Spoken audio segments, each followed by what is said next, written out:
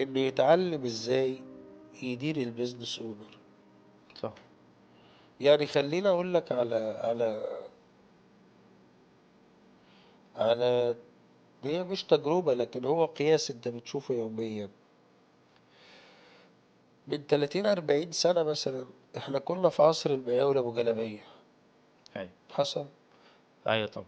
ممكن تكونوا انتم مقصرين للموضوع ده احسن مني، لكن انا يعني بطريقة الرصد يعني كان اللي بيعمل البيوت كان المهندسين بيخرجوا يتعينوا. أيوة. صح. صح.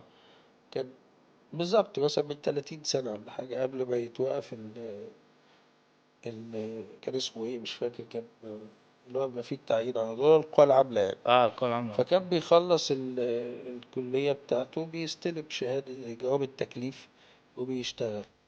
مين اللي كان بيدير حركة الإنشاءات؟ كان المقاول. أيوة. اللي هي الإنشاءات بتاعت الأهالي مثلا الأفراد، سواء كانت فيلا كانت بيت بقى كانت قصر كانت محل كانت دكان whatever. ده كان المقاول أبو جلبية.